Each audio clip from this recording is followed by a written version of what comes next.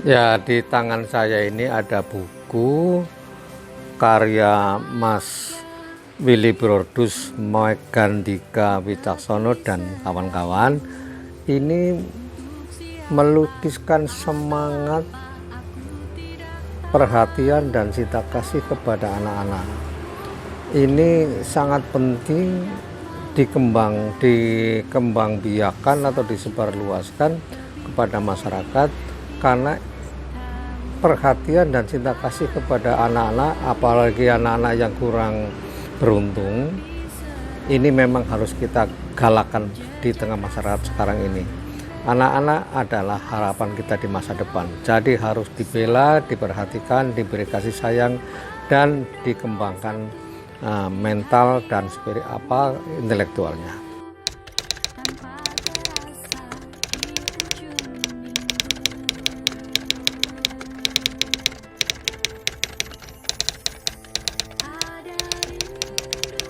Ya, dunia menulis adalah dunia literasi. Literasi adalah syarat utama pengembangan diri setiap orang, setiap manusia, setiap pribadi. Pribadi yang mampu mengembangkan dirinya secara optimal, dia akan menjadi pribadi yang kuat, bisa bersaing, dan pasti beruntung. Intinya adalah, mari anak-anak muda giatkan menulis dan membaca demi perkembangan diri Anda, demi masa depan Anda sendiri. Bersemput ragu, merawat luka, menjaga perilaku, bersama semesta dan yang esa. Ku peluk rinduku.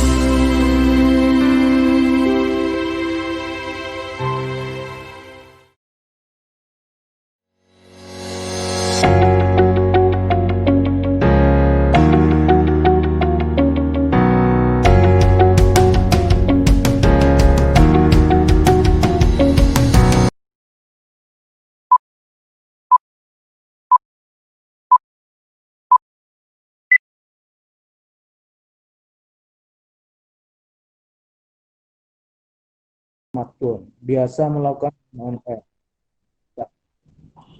termasuk dengar berita, ya kan? Dengar berita. Kalau dulu kita dengar berita tuh nonton TV rame-rame dengan satu channel berita apa gitu ya. Nah sekarang itu anak sekarang kalau nyari berita nggak, jarang di depan TV, nyari berita sendiri dia di YouTube, tinggal akses sendiri. Jadi koran sekarang udah hampir nggak ada, ya kan ya? Koran udah hampir nggak ada. Sekarang kalau kita di pojok-pojok jalan raya, koran sudah hampir tidak ada sekarang. Bahkan koran besar nasional sekarang ini, yang terbesar nasional ini, itu tinggal 16 halaman sekarang. Dulu dia pernah 36 gitu ya, kalau nggak salah 36, 46, sekarang cuma tinggal 16 halaman. Jadi pelan-pelan ini dunia paper tergeser dengan dunia digital. Di slide berikutnya, jumlah penduduk Indonesia itu sekarang tahun 2016 lah ya, angka kita lalu 2016 itu 200, hampir 270 juta. Di slide nomor 9 ya. Di slide ini jumlah penduduk Indonesia itu 268 juta tahun 2016. Sementara jumlah internet mobile subscription, jadi orang punya akses mobile HP itu kiri bawah 355 juta. Jadi jumlah jumlah HP itu lebih banyak dibandingkan jumlah penduduk Indonesia. Jadi penetrasinya 133%. Ini realitas, dan antara potensi besar gitu ya, dan juga perkembangan yang terjadi. Kalau dibandingkan dengan negara lain, kita itu kalahnya dengan Singapura. Singapura 144% ya. Yang lainnya, internet kita so far masih kalah, tapi HP kita nggak kalah. Jadi potensi besar ini dengan perkembangan digital mobile ini sangat penting sekali. Di slide berikutnya saya tidak menceritakan lebih detail, slide nomor 10, tapi intinya dunia transaksi pembayaran ini terus berubah di slide berikutnya. ya kan? Dunia transaksi ini sesuai dengan perkembangan ekonomi, teknologi, perkembangan dunia transaksi ini menunjukkan perubahan ini. Kalau kita dulu mengenal ada revolusi industri 1, 2, 3, 4 sampai 4 sekarang, transaksi pembayaran juga begitu berubah, ya kan? Dari barter, komoditas, uang kertas, saya nggak detail jelasin, tapi saya menunjukkan bahwa transaksi pembayaran, sistem pembayaran itu sudah berubah. Setiap kondisi, setiap tahapan perjalanan waktu itu berubah. Dari barter, uang komoditi, uang kartal itu munculnya di situ ada bank sentral, terus ada paper base, itu ada cek gitu ya, ada bill giro gitu ya. Kemudian ada nomor 5 ada uang elektronik itu ya, yang kayak e-money, flash, Breezy segala macam, yang untuk kecil-kecil pembayaran. Tapi pun itu sudah mulai bergeser uang plastik itu, kartu kredit segala macam itu di level 5. Sekarang ini sudah platform base, internet base, sudah mulai bergeser sekarang menggunakan platform base. Tapi nomor 5 masih ada sebagian, sekarang udah mulai masuk di nomor 6, ini yang paling banyak. Nah, ke depan ini yang challenge kita besar semua, hampir semua negara menghadapi nanti virtual currency. Nah, ini virtual currency bagaimana nih mengelola virtual currency yang oleh lembaga negara mengelolanya, itu penting sekali. Tapi saya nggak masuk ke situ lebih dalam. Di slide berikutnya, di slide nomor 13, ya. Di 13 itu ini perkembangan pertumbuhan e-commerce, digital payment, ya, digital banking. Kalau sesuai data di Bank Indonesia, perkembangan digital segala macam itu tercatat. Jadi kalau kita lihat dari yang balok-balok hitam itu selalu meningkat e-commerce itu, transaksi dengan menggunakan e-commerce, dengan internet segala macam itu terus meningkat mulai 2017, 18, 19, 2020 kemungkinan besar akan naik tinggi apalagi dengan COVID ini. Jadi e-commerce itu sekarang trennya naik. Digital payment juga begitu, trennya terus menaik mulai semenjak 2017, 2020 dan kita perkirakan 2023 juga akan terus menaik. Sementara kondisi real di perbankan sebagai salah satu contoh ini ya, fenomena digital banking di perbankan. Kalau teman-teman lihat di gambar itu, terus terang ini data dari di BCA ya, kampanye ya. Di BCA itu yang biru berdiri kayak ular kobra itu berdiri tegak, itu menunjukkan naiknya mobile banking yang vertikal, sangat cepat sekali yang warna biru itu. Jadi transaksi dengan mobile itu sangat cepat sekali.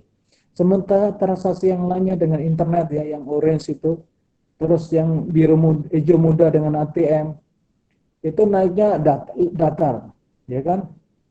Yang paling bawah yang branch yang biru cenderung turun, ya kan? Yang paling bawah lagi itu, yang paling bawah lagi biru muda yang paling bawah lagi itu cabang bank cenderung pertumbuhannya malah cenderung turun angkanya. Jadi di BCA konteksnya mobile banking itu sudah cepat sekali pertumbuhannya di perbankan. Berikutnya di BRI, Mandiri supaya kelihatan. Dua contoh aja, Mandiri sama juga. Jadi Mandiri trennya sama juga. Kalau lihat di Mandiri yang orange kuning orange ya, yang berdiri agak tegak juga hampir sama. Yang kuning kecoklat-coklatan itu, yang berdiri agak vertikal itu menunjukkan transaksi dengan mobile banking. Naiknya sangat cepat, hampir vertikal, cepatnya gitu.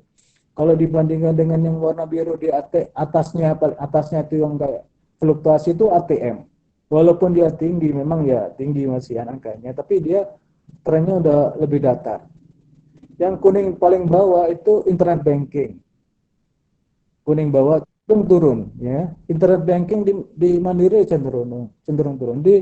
Sementara EDC juga datar pertumbuhannya. Jadi kesimpulan dari beberapa contoh di e-commerce sama di digital banking, ini dunia digital, dunia e-commerce dan digital payment ini seiring, ada hubungan korelasi positif.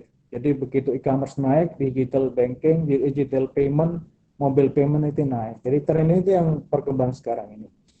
Di slide berikutnya, di slide 15, mengenai QR code di slide berikutnya, nomor 15. Ini yang terjadi sebelum Bank Indonesia intervensi. Ya, ini, nah, slide ini sebelum ini Bank Indonesia terintervensi itu hampir semua aplikasi pembayaran itu menerbitkan QR code masing-masing. Ini ada OVO menerbitkan QR code yang hanya bisa digunakan oleh OVO. Linganja hanya bisa digunakan oleh Linganja. Terus apa lagi? GoPay sama juga GoPay saja. Terus ada yang lain, Friends, segala macam itu mereka bisa. Sebenarnya mereka eh, akhirnya kan nggak fleksibel. Itu sama dengan masa di mana kita dulu pernah mengalami ATM. ATM BRI hanya bisa dengan BRI, BCA-nya BCA, Mandiri-nya BCA, itu hampir sama dengan itu. Nah, maka dari itu, di slide berikutnya, eh, di slide 17, akhirnya Bank Indonesia sebagai regulator sistem pembayaran ya, di slide 17, berikutnya, slide 17, dan saat ini Bank Indonesia sebagai regulator sistem pembayaran, kita perlu intervensi untuk membuat standar QR code. Kita sebut sebagai KRIS, Quick Response Indonesia Standard, yang kita canangkan belum 1 tahun, 17 Agustus. Belum 1 tahun, tapi pertumbuhannya signifikan. Jadi KRIS ini intinya dengan satu QR code, semua aplikasi bisa pakai, bisa membaca. Jadi tidak banyak aplikasi yang dimasukkan atau ditempatkan di kasir gitu ya, tempat pembayaran, tempat transaksi. Jadi semua aplikasi pembayaran, katakanlah OVO, Linganja, GoPay, dan lain-lainnya, itu bisa membaca dengan satu QR code saja. Berikutnya caranya gampang ya. Pertama kita tentu punya HP. HP untuk ada aplikasi pembayaran. Di slide 18, di slide 18, pertama kita tentu punya HP, cara transaksi menggunakan kris. Pertama kita ada HP, di dalamnya tentu ada aplikasi pembayaran, itu bisa OVO, Linganja, atau Dana, atau Gojek, kita download ya dari store yang Anda, kita download. Nah, tentu kita isi top up, itu ada nominal angka yang kita setel. Begitu kita sudah punya aplikasi pembayaran itu, setelah ada banknya, kemudian kita tinggal men-scan kris yang ada di pedagang atau penjual. Kita scan dengan aplikasi itu, kemudian setelah itu akan muncul di hasil scan itu toko apa yang kita scan. Nah, katakanlah sini, oh Anda membayar dana sosial, muncul di situ dana sosial namanya Yayasan si A, katakanlah ini. Tinggal nanti mengisi nominalnya berapa, habis itu tekan bayar. Ini tidak sampai 1 menit 2 menit kita selesai melakukan ini. Transaksi ini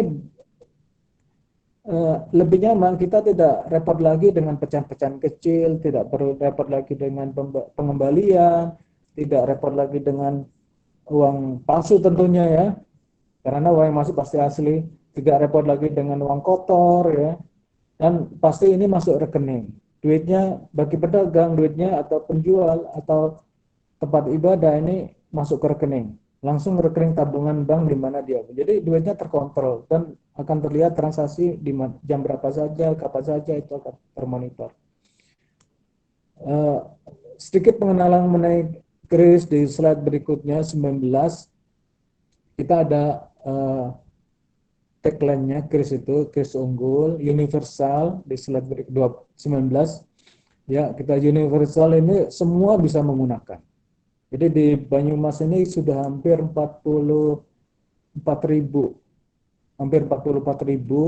ada itu pedagang, rumah sakit, poliklinik, tempat wisata, tempat ibadah juga, masjid dan gereja juga ada sudah pakai kris. Semua bisa dan tidak ada biaya. Tidak ada biaya untuk meminta nomor merchant yang kayak sebelah kiri, tanda sebelah kiri ini, kodenya seperti ini. Tulisannya ada kris, standarnya tampilannya seperti ini. Kris ada burung garuda GPN, terus ada nama merchantnya, nama merchant ini nama tokonya apa, toko sepeda si Bayu katakanlah gitu, nama toko sepeda si Bayu. Ini QR code dia ini, untuk transaksi tinggal scan pakai ini.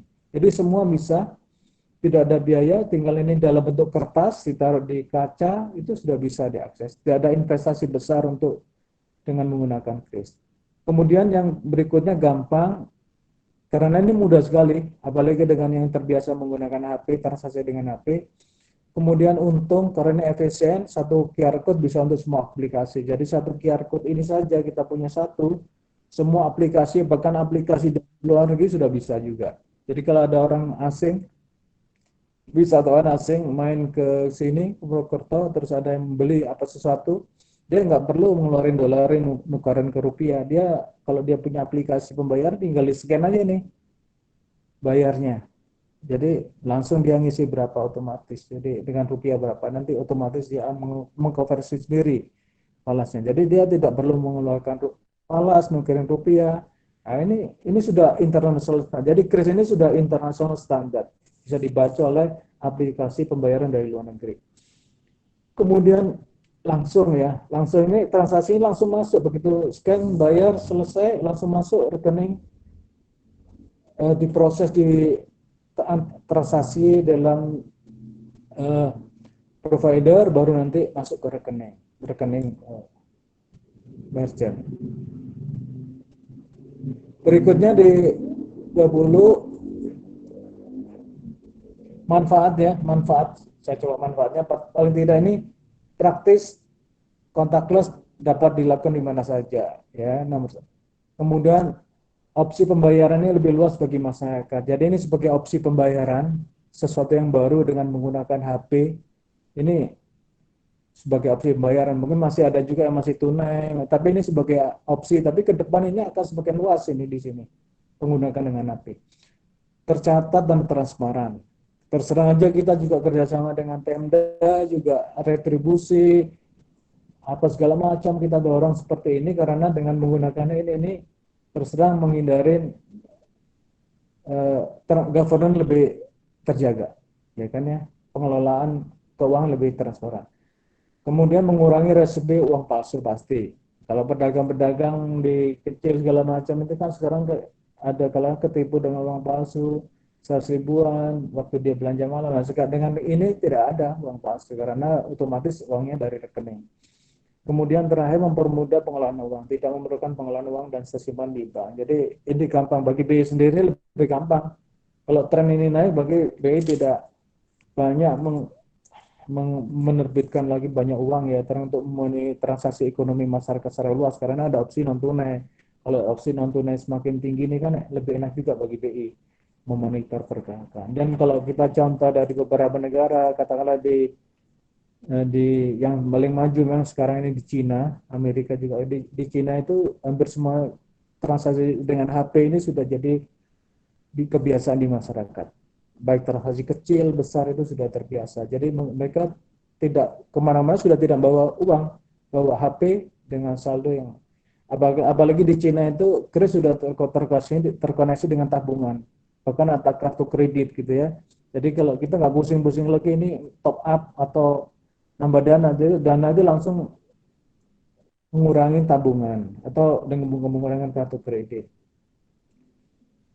Kemudian di halaman 23 ada tinggal berapa slide lagi, 3 slide lagi, halaman 23. Jadi kita di halaman 23, jadi kita harapkan kris ini banyak mendorong juga usaha mikro ya. Kita punya usaha mikro itu banyak sekali. Nah ini di slide ini kalau kita lihat di sini ya, banyak memang usaha mikro itu yang unbanked people. Jadi mereka belum terkoneksi dengan perbankan. Jadi kalau kita dorong mereka usaha mikro ini yang nomor 4 ini, kita dorong jumlahnya itu 98% ya. Usaha mikro kita itu jumlahnya 90%. Kalau ini semuanya nggak bisa semuanya, perlu waktu ya. Tapi besar kita dorong dengan kris, dia terkoneksi dengan perbankan, terus dia punya akses ke perbankan, termasuk pembiayaan. Wah ini tentu akan mendorong usaha mikro tumbuh karena ini mereka 90% dari usaha yang ada di Indonesia. Belum lagi usaha kecil, usaha menengah. Jadi ini kita dorong memang untuk usaha kecil, usaha mikro, UMKM ya. Beberapa ini sudah kita dorong untuk menggunakan kris. Berikutnya di ini sebagai perbandingan bahwa tadi saya sekilas sudah disinggung sedikit di halaman slide 24 tren antara Kris dengan EDC ya. Ya, slide 24 di Kris transaksi semakin, kalau kita lihat sebelah kiri, Kris itu menaik terus ya, baik dalam bentuk volumenya atau volumenya lah ya. Sementara transaksi dengan EDC itu EDC yang bisa misalnya digunakan untuk kartu debit atau kredit, nah, itu semakin menurun trennya. Jadi sekarang itu lebih masyarakat, apalagi dengan kondisi saat ini pun Januari sudah mulai turun, Januari Maret sudah turun, apalagi April Mei Juni gitu ya, itu akan semakin, karena masih ada kontak dengan EDC ini. Oke, kita menyerahkan uang kartu kita, terus nanti dipegang oleh kasir menggesek, kita memanjat lagi ke tombol itu.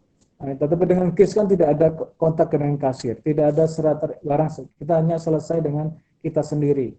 Tapi dari segi tren ke depan memang transaksi KRIS naik, sementara transaksi dengan EDC yang notabene uang plastik, ada kartu debit, kartu kredit, ini cenderung menurun. Kemudian di berikutnya di slide berikutnya, kalau kita lihat datanya di Banyumas ya, di slide berikutnya, slide 25, sudah hampir 43.000 kita yang sudah punya case. Kita belum 1 tahun, belum 1 tahun sudah 43.000. Kita akan mendorong semua tempat wisata, pasar-pasar akan kita kembangkan juga dengan case. Beberapa pasar kita akan membuat pilot project pasar manis. Semua nanti transaksi pasar manis akan kita coba, kita dorong dengan menggunakan non tunai, salah satunya kris ya. Oke, saya kira bagaimana cara membuka kris ini di 27, di slide 27. Jadi sudah banyak bank yang, kalau teman-teman di sini punya usaha atau saudaranya punya usaha gitu ya, mau buka kris di slide 27. Jadi teman-teman kalau mau buka usaha, saudaranya atau familinya mau bikin kris, tinggal aja datang ke bank-bank ini. Ada bank syariah, ada BPD, ada bank umum ya, ada bank syariah, BPD, non-bank juga ada. Jadi datang aja ke kontak aja mereka nih. Non-bank, bank syariah, BPD, silakan dikontak. Atau ada link BI yang disiapkan oleh BI itu di situ, tinggal mengajukan dengan menunjukkan rekening di bank apa, KTP, nama toko, mengisi formulir gitu aja, diserahin, diproses, kemudian akan keluar kris tanpa biaya. Tidak ada biaya pengajuannya. Biayanya tuh ada di slide berikutnya 28. Ya, karena kan melibatkan perbankan, terus jasa sistem pembayaran, gitu ya. Biayanya tuh timbul waktu ada transaksi, ya. Ini tapi kita beda-beda tergantung dari lembaganya. Kalau pendidikan tuh 0,6%, 6 per mil. 6 per mil itu berarti kalau 10.000 biayanya cuma Rp60. Jadi setiap transaksi. Jadi kalau ada kita transaksi, kalau pendidikan katakanlah membayar membayar biaya pendidikan 10.000 itu kan cuma 60.000. Kalau umum ini transaksi seperti UMKM segala macam itu youtuber 1.000, kalau 10.000 biaya Rp70. SPBU 0,4%, donasi ini untuk lembaga tempat ibadah, sosial, pemerintah, segala macam 0%. Tapi karena kondisi COVID ini semua ini 0% sampai akhir tahun. Jadi Bank Indonesia menetapkan merchant discount rate, biayanya ini aja sebenarnya, dan digratiskan sampai akhir tahun karena COVID. Jadi biayanya cukup kecil. Jadi setiap 10.000 biayanya cuma 70. Jadi tidak ada investasi sama sekali yang bagi pendatang. Slide berikutnya 30, ada 2 slide lagi, saya cepat saja 2 slide lagi. Jadi kebijakan BI terkait dengan COVID, khusus COVID ini ya. Nah, terkait COVID ini, karena COVID ini kan kita harus menjaga juga jangan sampai menyebar juga. Bank Indonesia sebagai lembaga terkait dengan sistem pembayaran, menjaga sistem pembayaran juga. Pertama, kita BI mendorong non tunai ya. Kita mendorong masyarakat menggunakan non tunai karena lebih aman. Terus terang, bukannya nggak mau boleh tunai, karena tunai itu kan kalau nggak masuk ke BI kan juga nggak bisa dibersihkan. Kalau setiap tunai yang masuk di BI itu di karantina, disemprot, tapi kan ada tunai uang-uang yang berputar di masyarakat. Tidak semuanya kan bisa langsung masuk BI kan. Itu di masyarakat tuh mungkin dalam setahun di masyarakat terus, tapi gak masuk-masuk BI. Nah itu kan yang resikonya di situ. Tapi kalau setiap uangnya masuk lewat BI dari bank, dari masyarakat ke bank ke BI, itu akan di screen sama BI, dibersihin. Tapi kalau diputar di masyarakat aja, nggak masuk-masuk di perbankan, nggak masuk BI ya, itu resikonya. Kemudian merchant discount rate tadi yang 0% BI terkait dengan COVID tadi yang saya sebutkan tadi, BI memperpanjang 0% sampai akhir tahun. Kemudian uang layak edar, yang tadi uang layak edar kita jaga higienitasnya. Kita karantina, kita semprot 14 hari, ini tetap kita lakukan. Karena uang juga kan ada uang yang masih segar kan, yang masih bagus, fresh.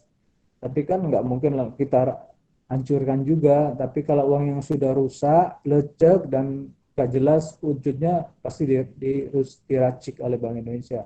Tapi uang-uang yang masih layak edar, kita sebut masih layak edar, masih fresh, masih bagus, kita karantina, kita semprot 14 hari, kita keluar. Ini terkait dengan COVID, untuk menjaga kita. Tahapan-tahapan ini terakhir, tahapan-tahapan kita terkait dengan kris. Jadi kita dorong ke depan transaksi domestik banyak akan menggunakan kris di slide berikutnya. Kemudian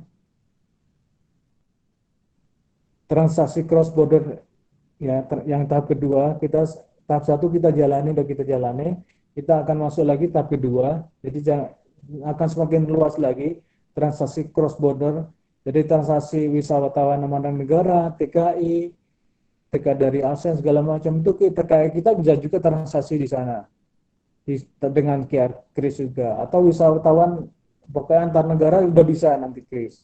Jadi lebih enak lagi dengan HP kita udah bisa belanja kemana-mana, nggak usah pusing dengan nukerin duit segala macam gitu ya. Ini yang kita lakukan di tahap berikutnya.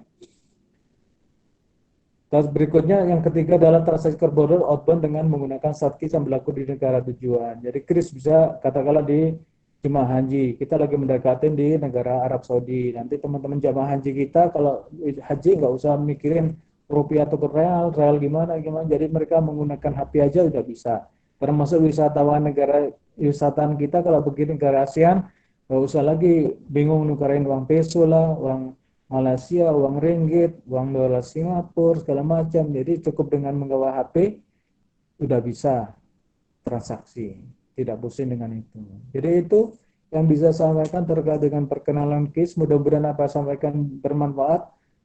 Ya ini perlu kita ketahui juga, paling tidak kita update sebagai satu pengetahuan bagi kita ke depan. Mungkin itu aja dari saya. Sekian. Mohon maaf kalau kepanjangan. Sekian. Wassalamualaikum warahmatullahi wabarakatuh.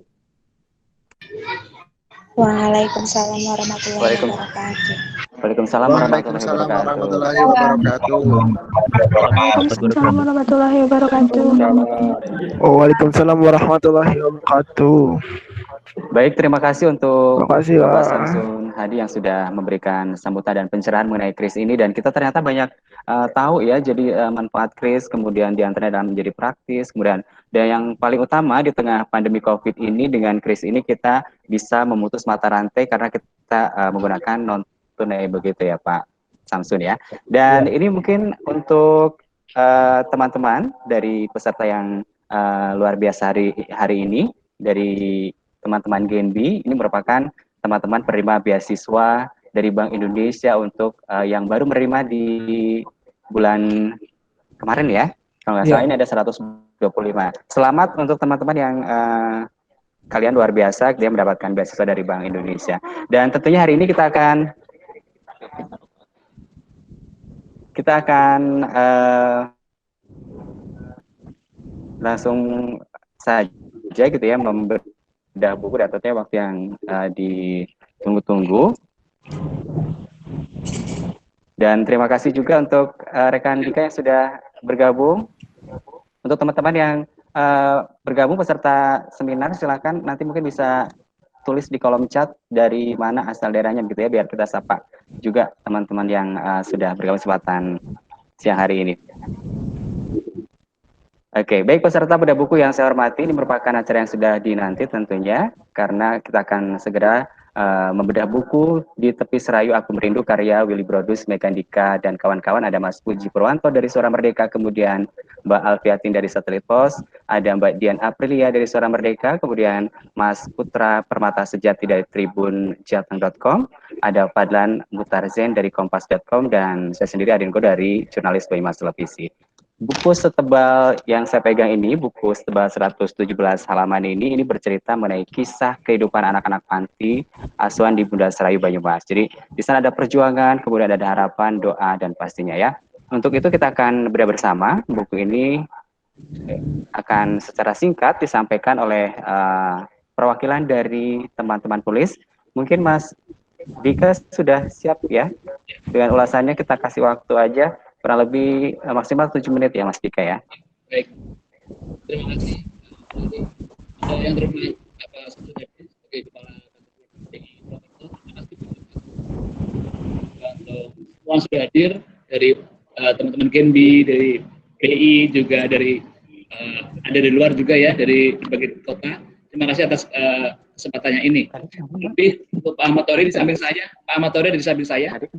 Mas Ari, suara saya dengar ya Mas ya? Dengar ya suara saya, teman-teman? Oke. Iya dengar, Mas. Terima kasih. Ya, Pak. Dengar. Ahmad Tori di sini. Selamat siang Kang Tohari, selamat siang.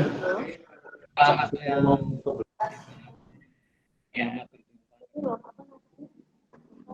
Ya, saya sedikit cerita saja tentang buku ini teman-teman. Ini buku tentang adik-adik di panti asuhan ya. Kami berdelapan menuliskan ini dalam waktu sekitar 9 bulan, mulai Agustus tahun lalu. Jadi buku ini berisi tentang kisah-kisah kecil mereka, mulai dari bayi sampai usia SMK begitu. Jadi kebanyakan perempuan. Nah lokasinya ini ada di Banyumas, di dekat di Kecamatan Banyumas itu, benar-benar di tepi Serayu begitu. Nah, poin yang ingin saya sampaikan adalah buku ini bercerita tentang adik-adik yang jauh dari orang tuanya, dari bayi mereka dititipkan di sini, di panti asuhan ini, dan mereka berjuang dengan teman-temannya, saling melengkapi, kemudian saling berbagi untuk bisa tumbuh menjadi manusia yang optimal. Nah, ada banyak kisah yang bisa teman-teman baca di sini nanti kalau dapat bukunya. Yang jelas buku ini ingin mengajak teman-teman atau kita semua untuk paling enggak bersikap hati-hati dan bertanggung jawab atas pergaulan kita. Artinya apa? Teman-teman sebagian dan adik-adik yang di sini adalah orang tuanya masih bersekolah, teman-teman. Ada yang masih SMP, ada masih SMA. Jadi artinya apa? Mereka lahir dari kondisi orang tua yang belum siap begitu. Jadi mereka akhirnya terpaksa dititipkan di sana. Nanti mereka akan diambil lagi oleh orang tuanya begitu. Jadi di panti ini tidak boleh ada adopsi sama sekali begitu. Jadi kisah ini yang menjadikan kami tergugah untuk menuliskannya menjadi sebuah buku begitu. Dan menarik kalau misalnya teman-teman belum pernah berkunjung ke panti asuhan, silakan ke panti asuhan itu dalami kisah mereka. Kemudian tanya, lihatlah ada anak-anak yang di dalam box bayi dia tidur sendiri. Kadang kalau yang secara umum dalam keluarga yang normal mungkin dikeloni oleh orang tuanya, tapi ini hanya bubuk sendiri di box bayi begitu. Jadi kalau Anda ke sana pasti akan kalau saya sendiri terenyuh ya. Tapi kalau teman-teman bisa ke sana bisa merasakan sendiri seperti itu. Nah, buku ini mengantarkan kita untuk sebelum ke sana mungkin bisa dibaca dulu. Nanti akan dibedah isinya oleh Pak Ahmad Tori untuk dari sisi sastranya, lalu dari sisi kontennya nanti biar Bapak Ahmad Tori yang membedahnya. Kira-kira begitu. Ini adalah buku kolaborasi teman-teman di Banyumas. Demikian Mas, terima kasih. Oke, terima kasih untuk Mas Dika yang sudah sedikit mengulas begitu ya, mengulas kondisi atau kita mencoba untuk memotret kondisi teman-teman panti yang ada di Bunda Serayu. Dan kita akan coba melihat bagaimana komentar dari narasumber kita di siang hari ini. Yang pertama ini ada Mas Lik Darmawan, beliau ini adalah lulusan Fakultas Biologi Unsud, merupakan jurnalis media Indonesia, kemudian seorang fotografer juga yang saat ini sedang menempuh pendidikan S2 di Magister Ilmu Komunikasi Unsud. Mas Lili, halo selamat siang. Selamat siang, menjelang sore Mas Ari. Oke, Mas Lili, Mas Lili sudah membaca begitu ya bukunya. Mungkin silakan komentarnya untuk teman-teman penulis juga teman-teman yang hadir di siang hari ini mengikuti bedah buku ini. Silakan Mas Lili. Terima kasih. Untuk yang pertama yang saya hormati Pak Kepala Bank Perwakilan Purwokerto ya, Bank Indonesia Perwakilan Purwokerto, Pak Samsun Hadi. Kemudian yang saya pekteni ini Bapak Ahmad Tohari, guru saya meskipun tidak secara langsung begitu ya. Karena saya jelas terinspirasi dengan karya-karya beliau, baik itu novel maupun cerpen gitu.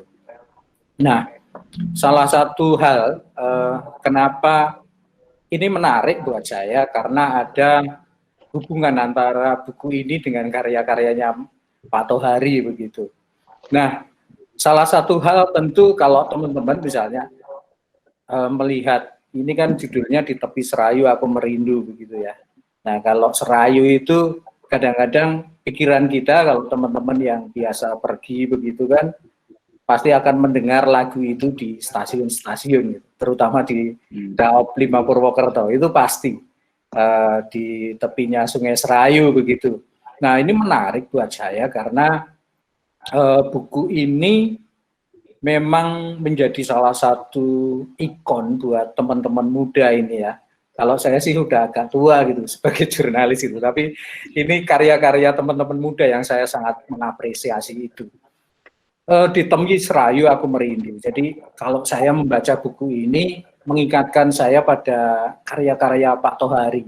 Beberapa kali saya wawancara beliau juga bahwa ada salah satu keperpihakan pada mereka-mereka yang terpinggirkan begitu sangat nyata dari karya-karya beliau.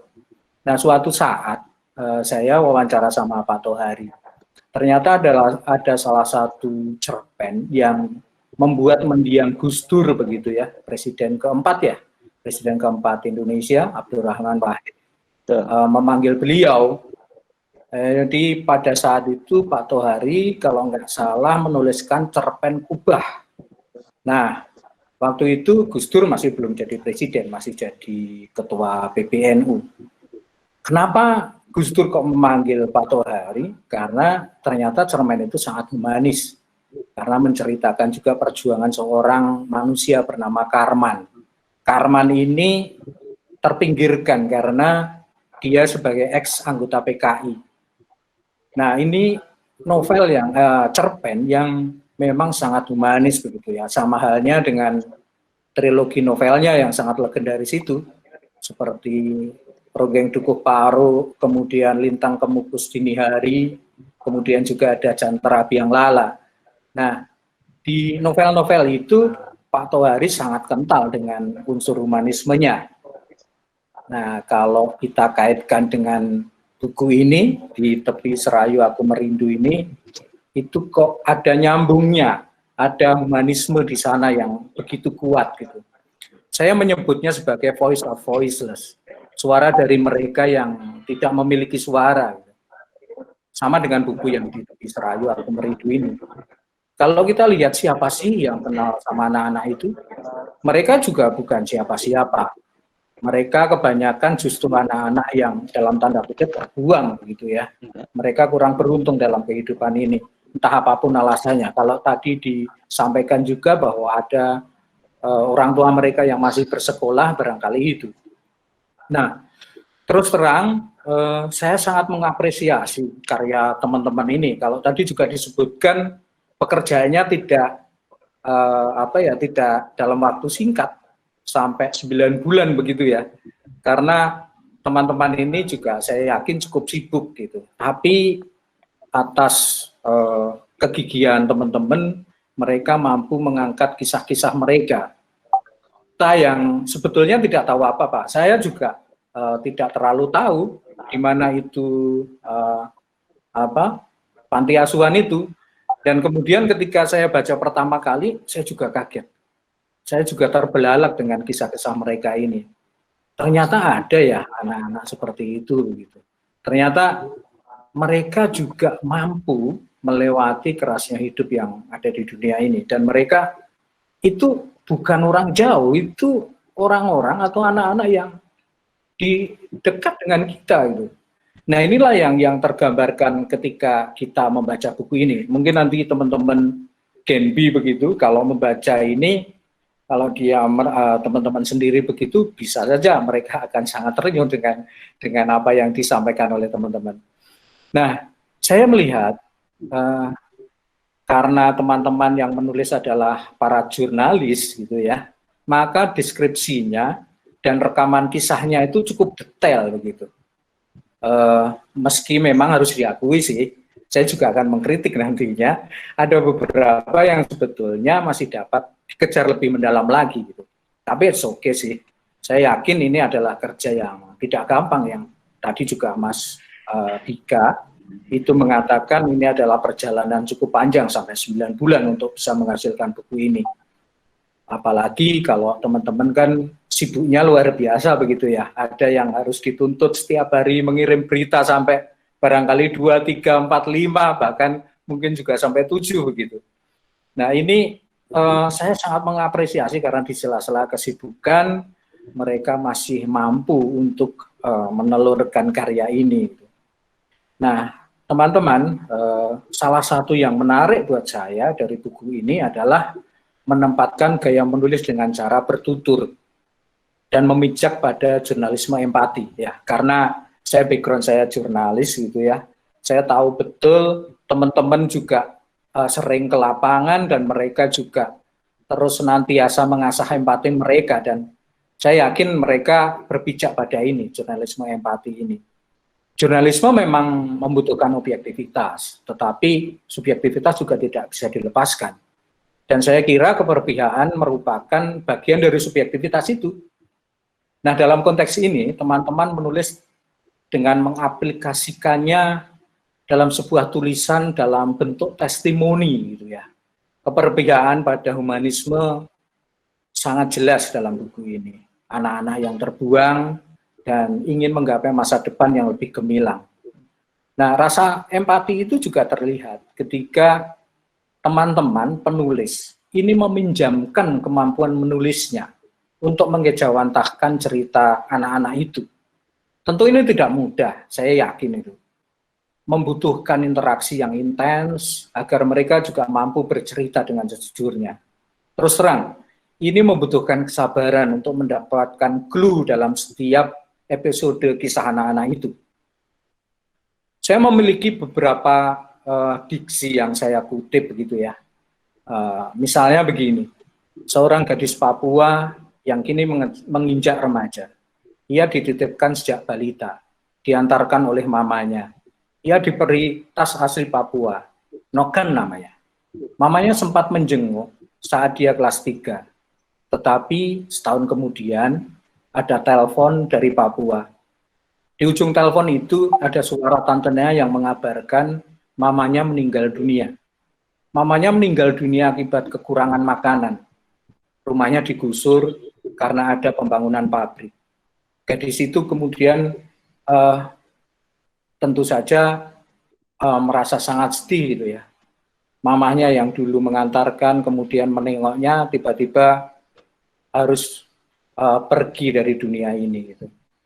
Gadis ini mengaku sering mendoakan mamanya, juga papanya yang kini tidak tahu di mana rimbanya.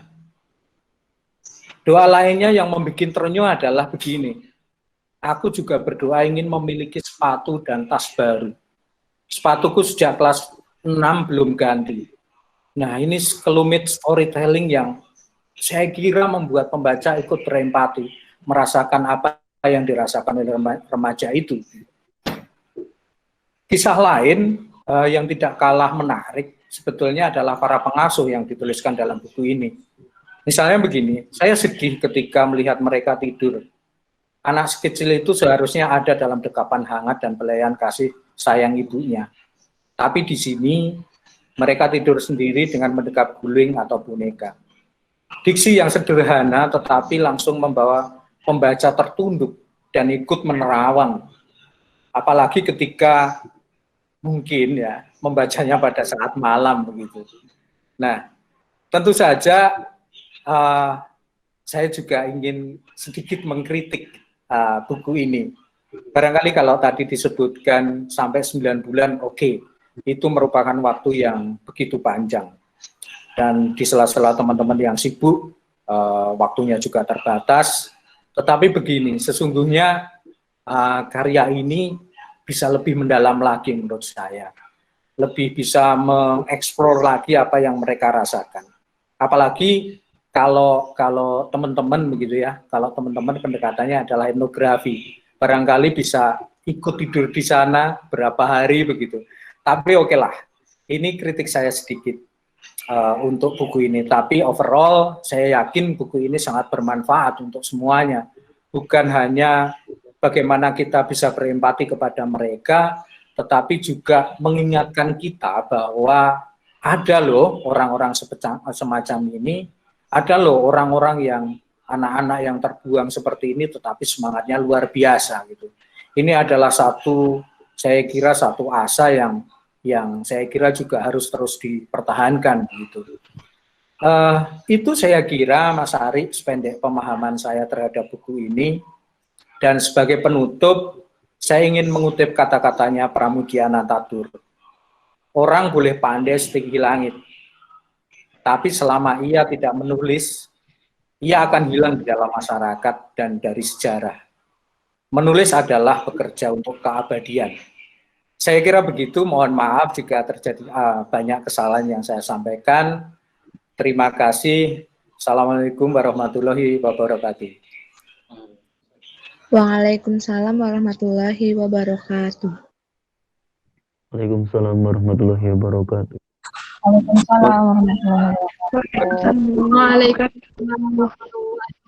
Waalaikumsalam warahmatullahi wabarakatuh. Baik, terima kasih Mas Rili untuk komentarnya dan masukan serta kritikannya yang membangun ya untuk demi kesempurnaan buku ini. Tadi Mas Rili juga sempat mencerita gimana kalau misalnya waktu itu kita sempat tidur di sana begitu ya. Kita belum sempat nginep di sana memang ya.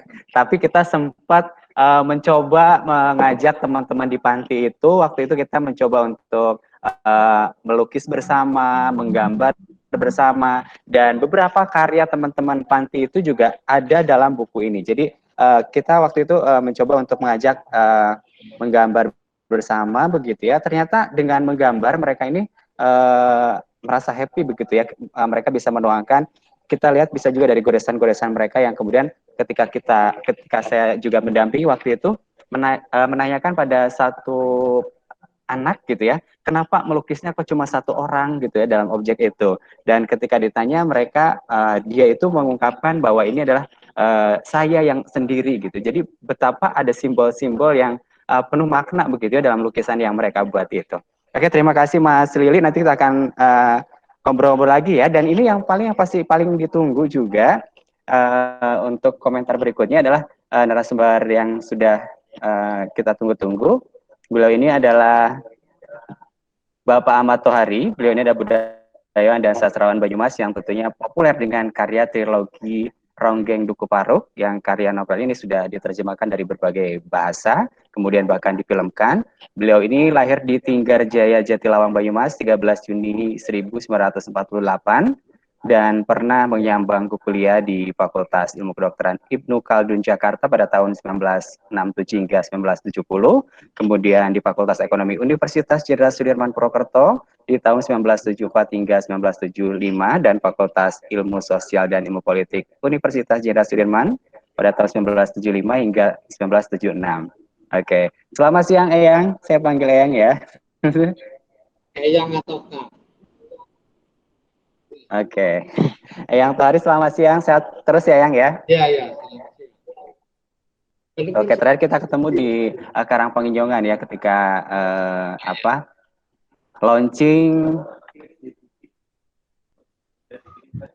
Rumah Sastra Ahmad Tohari. Iya.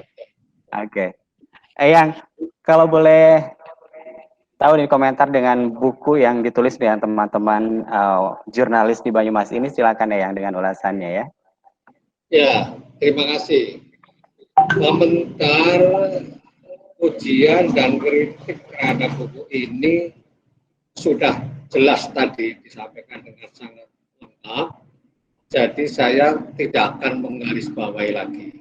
Saya hanya ingin mengatakan dan memuji 7 teman wartawan muda yang sempat-sempatnya menulis buku ini. Ini keinginan saya dulu, karena saya dulu juga wartawan. Saya katakan pada teman-teman wartawan, kalau wartawan hanya bekerja membuat berita, membuat artikel, atau membuat laporan, dan tidak menulis buku, tadi betul dikatakan, dia tidak punya nama ketika dia sudah tidak jadi wartawan lagi. Nah, 7 wartawan Banyumas ini telah menulis ini. Jadi saya kira saya harus memuji mereka karena kok sesuai betul dengan harapan saya, di mana wartawan harus menulis buku. Saya dulu wartawan lama, tapi di Jakarta tidak di Banyumas, dan menetapi omongan saya sendiri, saya menulis buku. Jadi saya masih ada di pemberitaan karena saya menulis buku. Selamat untuk 7 wartawan yang menulis buku ini.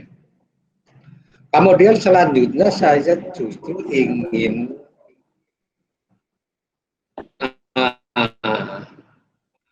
menjawab pertanyaan para peserta yang sudah berkarya atau ingin berkarya tentang bagaimana menjadi penulis itu. Karena tentang buku ini sudah cukup tadi panjang lebar, jadi saya ingin mengatakan begini, menulis itu amat sangat penting. Membaca dan menulis itu sangat penting. Ini yang namanya literasi, membaca dan menulis. Siapa yang kuat membaca dan menulisnya, dia berarti sedang mengembangkan diri secara baik. Siapa yang membaca dan menulis, dia mengembangkan diri. Makin banyak yang dibaca dan makin banyak yang ditulis, dia akan menjadi pribadi yang punya kemampuan lebih, punya kapasitas lebih, dan tentu saja dia punya daya saing lebih. Untuk menjadi penulis tentu saja melalui sebuah proses. Proses pertama adalah ini harus dijalankan, membaca dulu. Membaca banyak-banyak. Apa saja, boleh buat buku, boleh media, boleh koran, boleh apa saja, yang penting tidak ada hari yang tidak membaca. Kalau nanti bacaannya sudah cukup banyak, nanti ibarat air itu akan meluber, jadi ingin menulis. Pengakuan saya mungkin tidak enak didengar, bahwa saya tidak pernah bercita-cita menjadi penulis. Ini pengakuan yang kurang menarik sebetulnya. Tetapi ternyata saya secara tidak sadar terproses untuk menjadi penulis, karena saya sejak dini sudah sangat suka membaca. Gitu. Apa yang dibaca? Kalau saya dulu itu tentu saja sastra. Pada usia SMA, saya sudah banyak sekali membaca karya sastra Indonesia. Banyak sekali. Kalau boleh dibilang semuanya karya sastra Indonesia sudah saya baca pada saat saya tingkatan SMA itu. Dan ternyata setelah tamat SMA 3 tahun, saya sudah mulai menulis, dan dimulai dengan menulis cerita pendek. Seperti itu, dan kemudian berkembang menjadi novelis.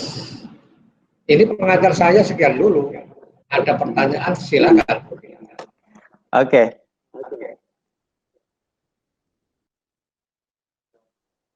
Baik, terima kasih Eyang Tori yang tadi sudah sedikit mengulas ya buku dan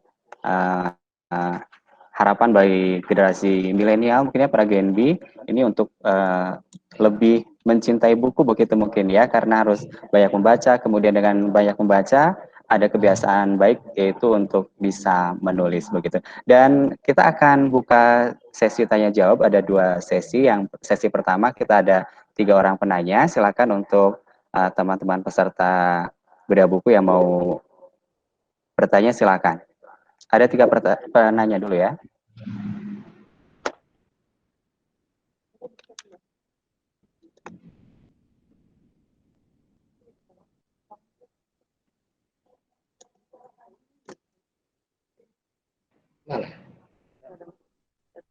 Oke.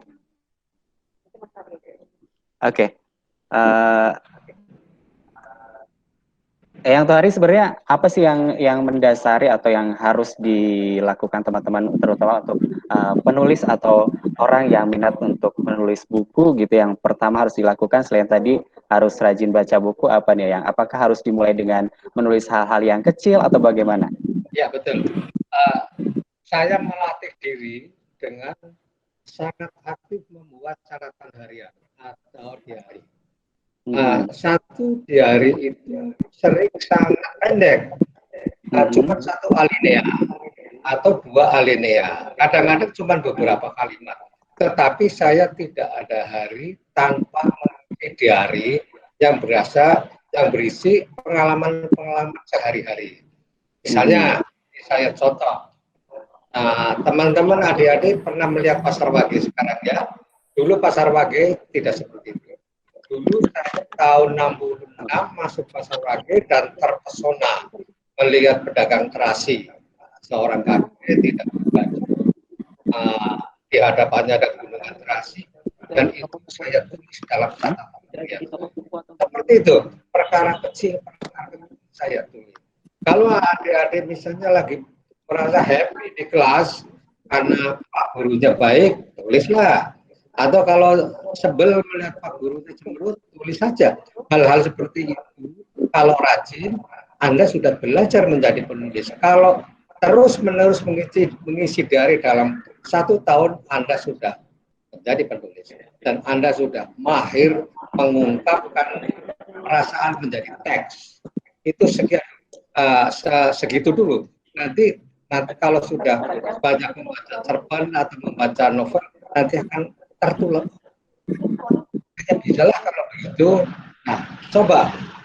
Tentu saja karya-karya pertama itu perlu ditinggal terus, dan memang ada ungkapan bahwa menulis adalah sebuah proses yang ada mulainya tetapi tidak ada akhirnya. Terus berproses sampai akhir. Terima kasih. Oke, artinya terus ada semangat begitu ya, Yang ya, jangan lepaskan rasa malas untuk mencoba untuk menulis begitu ya. Oke, ini ada yang sudah bergabung, saya bacain aja ya, ada Mutiara Salsabila. Selamat siang Mutiara.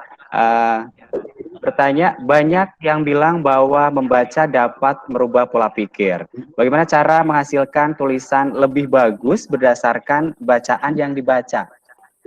Baik, tentu saja ini pertanyaan bagus sekali. Tentu tidak sembarang baca, tentu saja. Karena yang kita baca itu yang terpilih. Misalnya kalau kita membaca koran, itu koran-koran yang koran-koran yang benar. Kalau membaca buku, jangan buku yang rendahan, yang murahan. Kalau dulu zaman saya itu ada stensil yang isinya sangat porno, bukan yang begitu.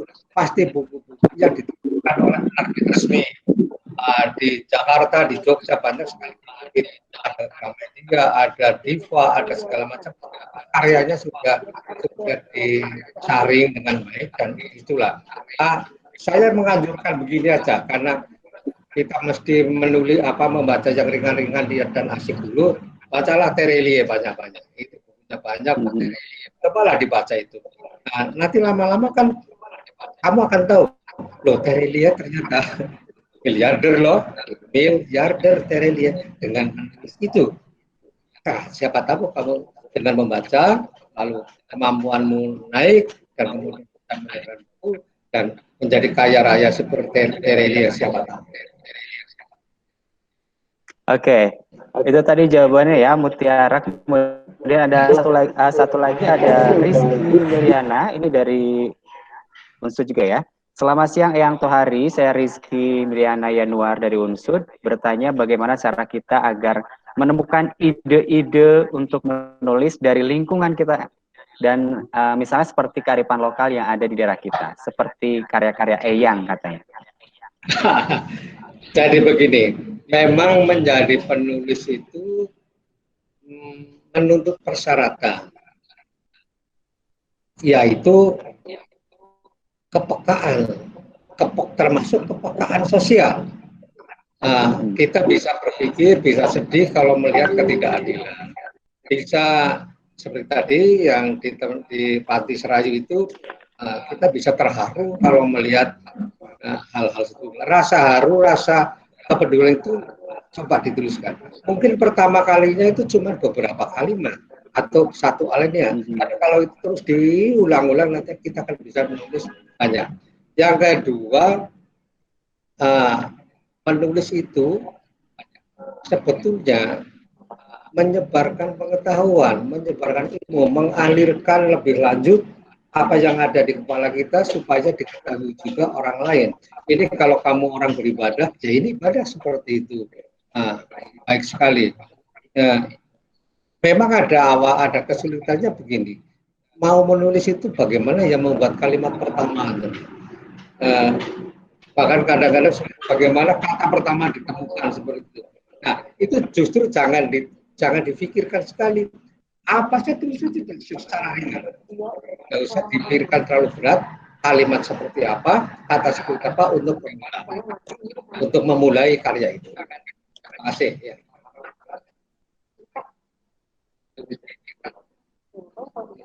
Masih ada?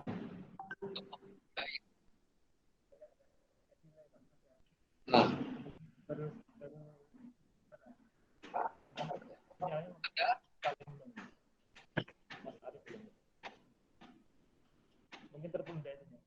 Iya.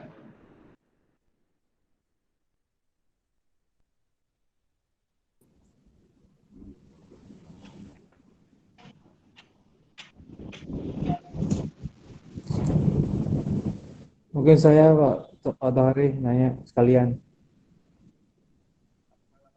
Iya. Ya Pak Tohari, saya kan juga saya Samsun, Kepala BI Purwokerto. Ya, baik Pak Samsul, gimana? Ya, masih Pak Tohari. Jadi saya juga mulai mahasiswa juga sudah ikut bergabung di majalah-majalah kampus, nulis-nulis. Saya juga sempat jadi wartawan setahun. Tapi sekarang pun saya juga jadi redaktor senior di majalah internal BI pegawai. Tapi sampai sekarang belum bisa nulis buku. Memang tantangan berat. Mungkin bagian menulis itu yang tantangan berat itu kadang-kadang yang sering kita alami itu kita menulis itu terganggu dengan wording gitu ya. Kadang-kadang gitu ya. Kalimatnya salah, kurang pas, masalah, sehingga ide itu nggak bisa mengalir deras, lancar gitu menulisnya. Padahal kita udah punya gambar besarnya kayak gini, tapi begitu kita tuangkan dalam kita ketik, kadang-kadang kita rancu dengan wording, tata bahasa, kalimatnya yang kurang pas. Nah, bagaimana Pak Tohari itu menulis itu supaya ide-ide yang sudah ada kita itu bisa lancar kita tuangkan dalam tulisan?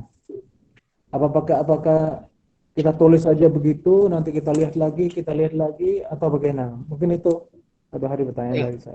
Ya, Pak Samsul, betul begitu. Tulis saja apa adanya. Apa yang memuncul di kepala, tulis saja. Nanti itu bisa ditulis ulang. Nah, ini saya juga buka rahasia ini. Saya menulis cerita pendek itu paling 4-5 halaman. Tapi itu saya tulis ulang beberapa kali. Sebelum saya kirim ke media massa, itu saya tulis ulang. Bahkan sebuah novel pun saya tulis ulang. Pertama-tama begitu muncul di kepala, tulis saja. Nah, itu saya kira jangan sampai menunda nanti. Tulis ulang, nggak usah berharap tulisan ini langsung sempurna, tidak begitu. Tapi nanti akan dibaca ulang dan disitulah diperbaiki. Kita sendiri yang memperbaiki di sisi kita. Nanti kalau sampai ke meja redaksi penerbit, juga di sana ada redaktur yang akan menata ulang tulisan kita. Jadi apa yang terbaca di buku, di toko buku itu sudah melalui editing redaksi. Jadi pasti tulisan yang muncul di kita sudah baik. Ini juga pasti sudah mengalami editing di redaksi Gramedia sana, Pak. Jadi ini pasti sudah ada kalimat yang diubah, kosakata yang diganti, kalimat yang dipotong, karena itu memang kewajiban redaksi untuk menampilkan teks sebaik-baiknya.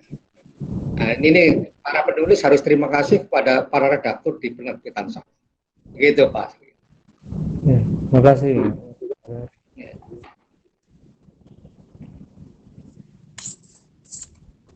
Pak Rawo, silakan Pak Rawo.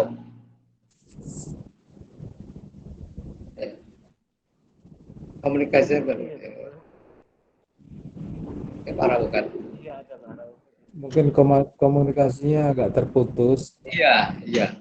Saya guys sekalian, kalau boleh mungkin kesannya Pak Tohari selama ini sebagai penulis, tulisan yang paling berkesan, yang paling menginspirasi selama ini itu apa ya? Mungkin bisa di-share ke kita gitu ya, supaya kita memahami bagaimana perjuangan Pak Tohari sebagai penulis selama ini. Ya, saya berangkat dari cerita pendek. Jadi sebetulnya kekuatan utama saya pada cerita pendek. Cerita pendek terakhir saya dinyatakan sebagai cerpen terbaik di Kompas untuk tahun 1929. Itu tentang 2019. Itu tentang sekelompok anak jalanan yang ya segala suka duka anak jalanan itu. Kenapa saya mendorong itu? Karena saya ada keterpihakan terhadap anak-anak jalanan seperti itu yang tidak punya sekolah, dilepas oleh orang tuanya, dan dalam hal ini negara juga sepertinya tidak hadir. Dan siapa kalau bukan kita yang mewartakan mereka? Ini tentang kehidupan anak jalanan itu bisa menjadi garapan yang menarik dan berbobot bagi seorang penulis cerita pendek. Nah, kalau soal novel, saya hanya menulis satu novel yang terkenal, yaitu Ronggeng Dukuh Parung. Itu sebetulnya kegelisahan saya tumpahkan karena saya menjadi saksi mata mengikuti dari dekat peristiwa tahun 65 itu. Jangan anak muda sekarang itu tidak pernah tahu apa-apa soal itu. Nah, keprihatinan saya, kegelisahan saya tentang peristiwa 65 itu tertumpah menjadi novel Ronggeng Dukuh Parung yang menghabiskan banyak energi dari saya. Ya, begitu. Ya, makasih. Kembali ke MC. Oke, baik, terima kasih Pak Sams. Ternyata kegelisahannya sama ya, ketika kita mau menulis itu selalu banyak beban nanti gimana tulisannya akan jadi seperti apa ya. Tapi menurut Eyang Tohari, kita nulis aja dulu, mengalir begitu ya, nanti baru kita akan membacanya kembali, begitu ya Eyang ya. Dan kita akan lanjutkan ke season berikutnya, season kedua. Ini ada yang sudah masuk juga dengan pertanyaan. Yang pertama ada Cita Najma Jenita nih. Assalamualaikum Eyang. Kalau boleh tahu, kira-kira bagaimana tanggapan Eyang tentang penulis-penulis muda masa kini dan tanggapan Eyang tentang teknis menulis dulu dan sekarang. Terima kasih. Ya, saya mengikuti tulisan-tulisan anak muda itu paling tidak di 2 harian. Setiap minggu saya membaca 2 cerita pendek yang ditulis di harian Kompas dan di harian Suara Merdeka. Saya sering merasa iri kepada anak-anak muda yang bisa menulis dengan begitu menarik dan alirannya baru, tidak seperti aliran saya yang sudah konvensional.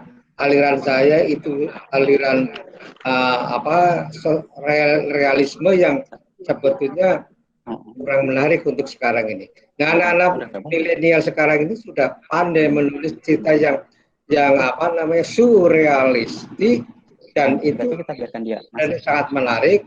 Apalagi banyak sekali yang saya baca, kekuatan bahasanya juga sudah sangat tinggi.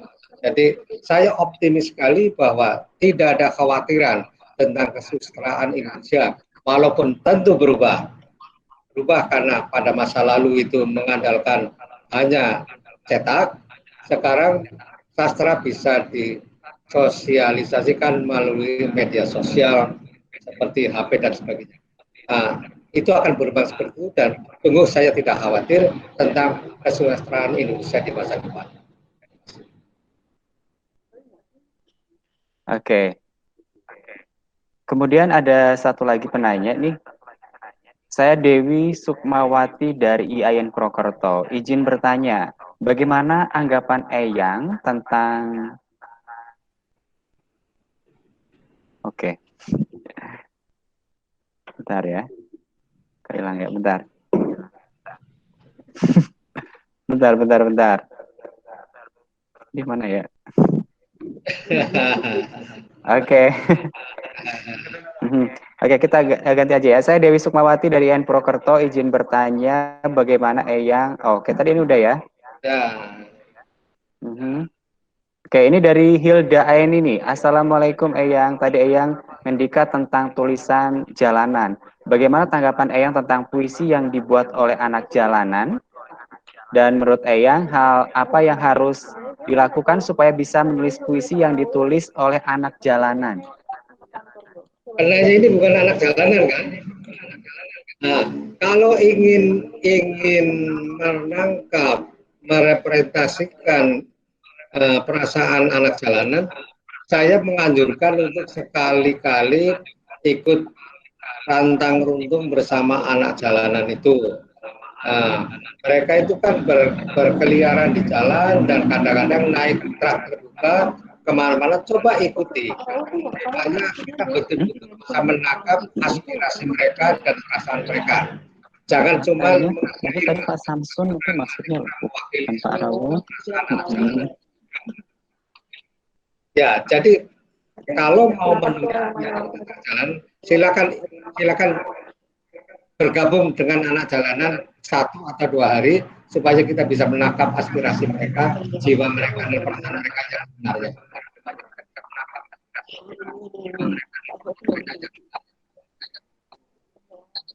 Oke, untuk yang lainnya mungkin yang mau bertanya silakan, nanti kita. Bentar. Oke, ini dari Pak Fuadzen. Pertanyaannya, bentar ya Pak. Ke atas kok ya. Agak. Ini dari chat. Oke. Dari Pak Fuad, dari Dinas Arpusda Banyumas, latar belakang apa yang melatar belakangi dan mempertemukan para penulis dengan pengasuh panti asuhan sehingga menulis buku ini, kenapa di Kali Serayu? Ini mungkin ke penulis ya. Ada Mas Dika mungkin bisa menjawab pertanyaan.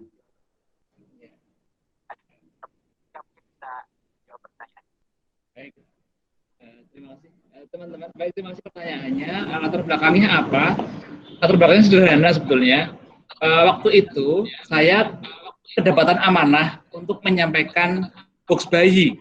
Jadi ada teman yang punya box bayi tidak terpakai. Lalu saya diminta mencarikan ini siapa yang membutuhkan begitu. Saya mencari kontak-kontak, lalu dapatlah panti asuhan ini.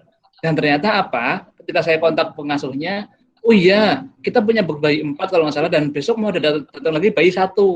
Jadi pas banget.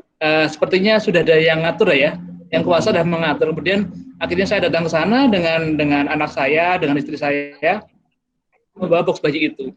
Dan ketika saya ke sana pertama kali langsung ya, kalau istilah pengasuhnya itu suster ya, itu mengatakan saya jatuh cinta dengan mereka karena saya langsung merasa kasihan begitu. Tapi kemudian saya melihat kekuatan mereka untuk ya tadi mandiri, untuk belajar dan sebagainya. Jadi dari pengalaman kecil itu saya membawa box bayi ke panti asuhan itu dari teman. Begitu, Mas Ari.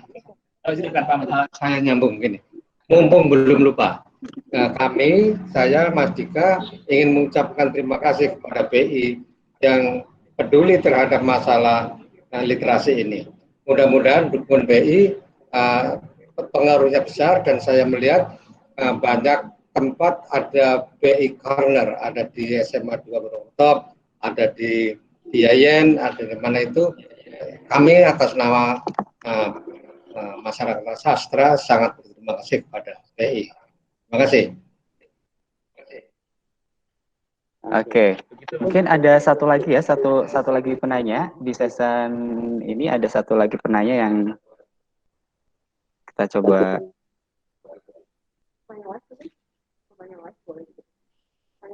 Oh, tanya langsung juga boleh tanya langsung boleh, teman-teman yang mau tanya langsung dari Genbi atau mungkin dari yang lainnya boleh langsung tanya ke Pak Matuari atau mungkin ke penulisnya atau bahkan ke Mas Lilik juga boleh.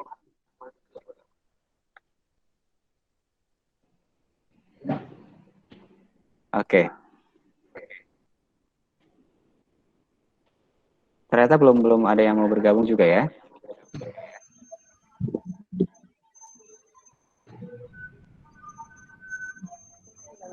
Oke. Yang harus dilakukan nih, terutama untuk kritik teman-teman penulis di buku Di Tepi Serayu Aku Merindu ini apa nih, yang mungkin yang tadi kan sudah sempat baca juga, kemarin kita sudah mengirimkan bukunya begitu, untuk biar buku ini jauh lebih baik lagi. Dan buku ini kan terdiri dari beberapa bagian begitu ya. Yang pertama ini, di bagian pertama kita berkisah mengenai teman-teman kecil kita yang bayi dan balita, kemudian di bagian kedua ada kisah teman-teman yang usia TK sampai SD, kemudian bagian tiganya ada kisah anak SMP, kemudian di bagian 4-nya ada kisah anak SMK, kemudian di bagian kelima juga kita mengulas mengenai doa-doa dari teman-teman kecil kita di panti gitu. Jadi ternyata banyak sekali doa dan harapan dari mereka. Kemudian dan kita juga sempat memotret juga gimana para pengasuh itu mengurus begitu ya teman-teman di panti, dan ini dituangkan di bagian ke-6. Bagaimana ya kemudian untuk bisa menyempurnakan buku ini? Ya, saya tersenyum juga melihat membaca teman-teman wartawan ini mewakilkan menjadikan dirinya wakil dari para penghuni panti ini, ya terutama yang anak-anak itu.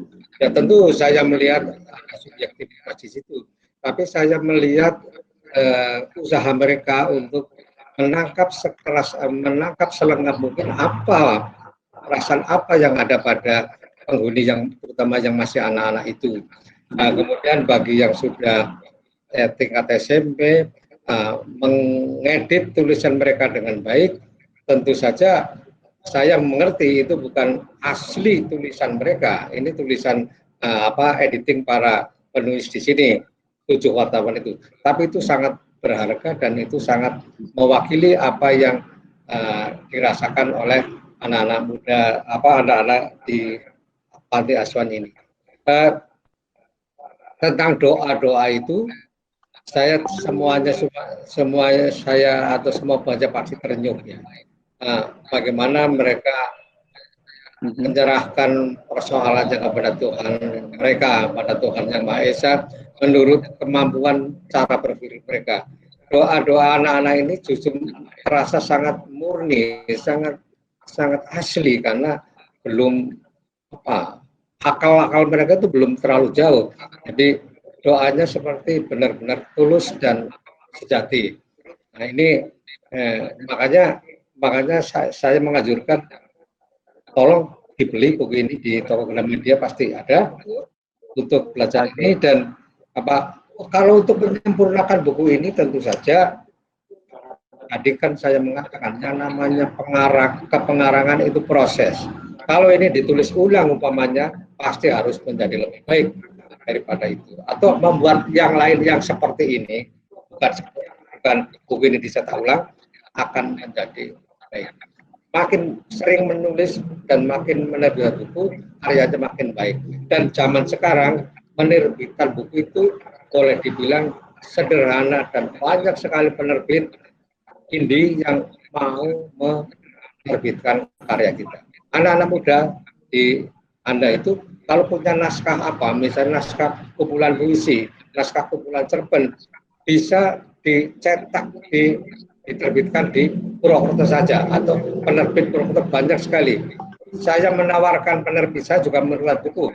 Silakan kirim ke penerbit Cara Belaka, Jalan BI Panjaitan nomor 8. Nah, nanti akan diurus terbit percetakan buku itu. Biayanya sangat murah. Ini Oke.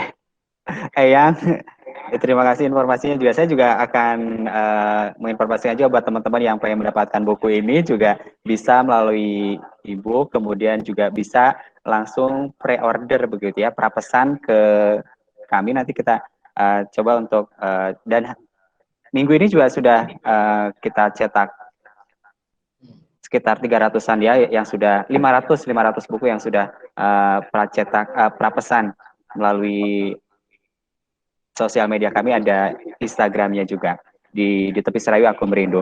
Dan teman-teman peserta seminar juga akan mendapatkan bagi yang 140 peserta yang hadir pertama ini akan mendapatkan buku dari kita di Tepi Serayu Aku Merindu, tepatnya dari Perpustakaan BI Purwokerto ya.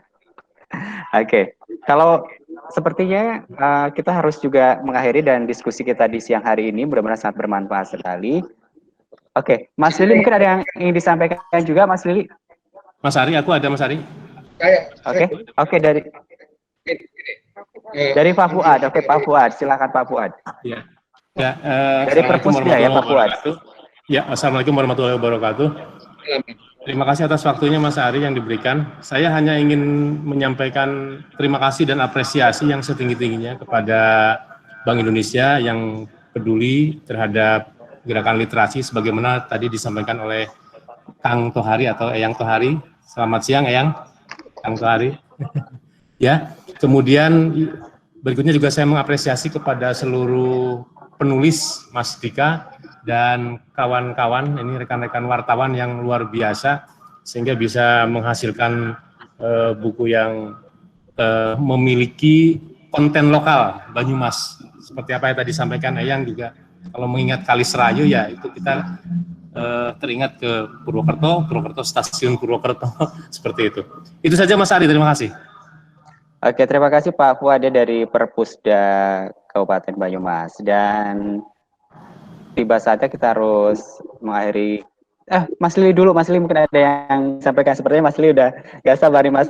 Iya, terima kasih Mas Ari. Saya sangat mengapresiasi yang tentu kepada Pak Samsun, kemudian kepada Pak Ahmad Tohari, kemudian ke teman-teman semua, tentu saja kepada para penulis. Saya yakin ini merupakan langkah awal dan saya kira ini menjadi trigger begitu ya, menjadi tonggak untuk karya-karya selanjutnya. Dan mudah-mudahan saya kedepannya juga diajak untuk ikut serta gitu menjadi penulis bersama teman-teman begitu. Saya kira begitu Mas Ari. Salam takzim buat Pak Ahmad Tohari. Terima kasih. Baik, untuk kalian menulislah maka kalian ada. Kalau Anda tidak menulis, kalian sama-sama saja adanya. Menulislah maka kalian ada. Terima kasih. Sama-sama tidak adanya. Oke, terima kasih. Oke, ini closing statement yang luar biasa dari Eyang Tohari ya. Jadi ketika kita menulis, kita akan ada, dan ketika kita tidak menulis, kita tidak akan ada, begitu Eyang ya. Terima kasih sekali Eyang. Quote-nya bagus sekali. Bagus nih. Oke. Dan terima kasih buat teman-teman yang juga sudah berpartisipasi di siang hari ini. Kita akan coba menyimpulkan ya dari isi buku ini, bahwa buku di Tepi Serayu Aku Merindu ini berisi kisah tentang anak-anak panti, dan kita mencoba untuk memotret dinamika pengasuhan di panti tersebut. Juga menampilkan ini pergulatan batin anak-anak, keterasingan, kemudian keterpisahan, dan kerinduan yang dirasakan teman-teman panti ini. Dan ini menuntut kita untuk dapat merefleksikan rasa syukur kita, kemudian empati kita, dan rasa kemanusiaan. Jadi kita tidak boleh kemudian menilai begitu ya teman-teman atau anak-anak yang di panti ini, kan mereka ini kebanyakan mereka lahir dari kondisi yang tidak diinginkan atau tidak diinginkan dan di luar pernikahan begitu ya. Kemudian buku ini juga layak dibaca bagi teman-teman remaja, bagi teman-teman GNB. Tentunya dari buku ini kita belajar bagaimana kita bertanggung jawab mengenai perilaku kita untuk tidak melakukan seks pranikah karena resiko dan dampaknya yang besar, tidak hanya bagi masa depan kita sebagai generasi muda, tapi dari anak yang dilahirkan tanpa diharapkan tersebut juga tentunya punya harapan begitu. Oke, terima kasih sekali. Saya ucapkan terima kasih untuk Perpustakaan Kantor Bank Indonesia Purwokerto yang mendukung penuh acara kita hari ini.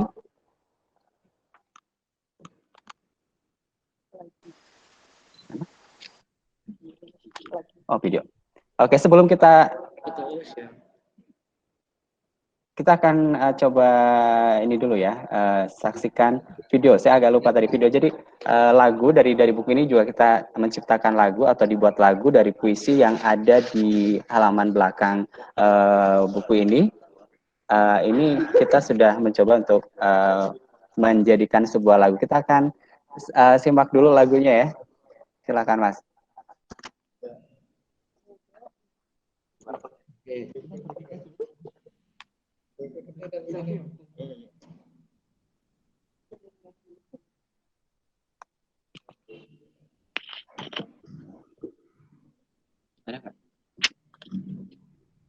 Bagusnya dari sana ya udah ya di sini.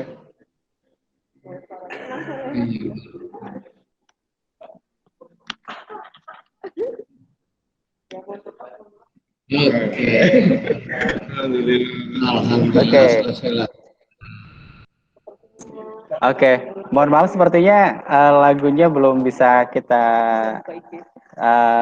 putarkan di sini, tapi teman-teman peserta ini bisa melihat atau mendengarkannya di IG kami di Tepi Serayu Aku Merindu, @di Tepi Serayu Aku Merindu.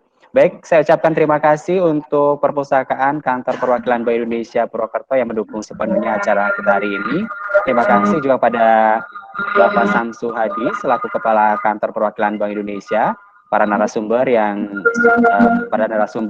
Tohari dan Mas Lilik yang sudah bersedia meluangkan waktunya untuk acara kita hari ini, dan para peserta GNB dan semua peserta buku di Tepi Serayu Aku Merindu ini.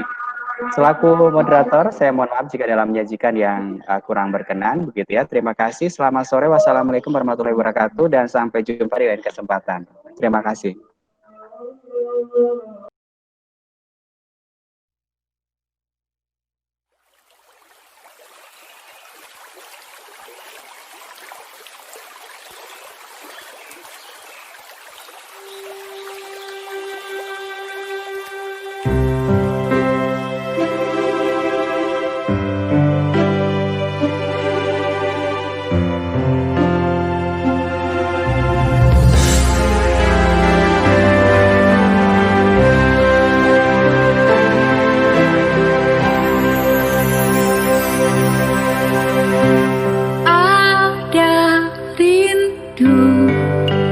Tepi serayu, untuk siapa atau apa aku tidak tahu, atau mungkin tidak mau tahu.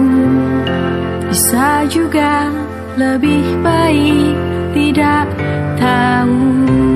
Ada rindu di tepi serayu, menjejak rasa mendera masa yang lalu, seperti mendamba Sabtu di hari Rabu, tanpa terasa di ujung minggu.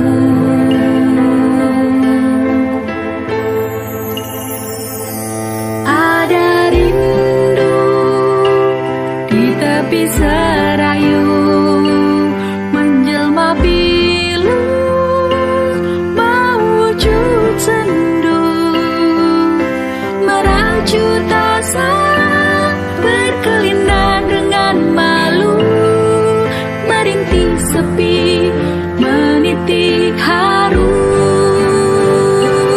Ada rindu di tepi serayu, menjejak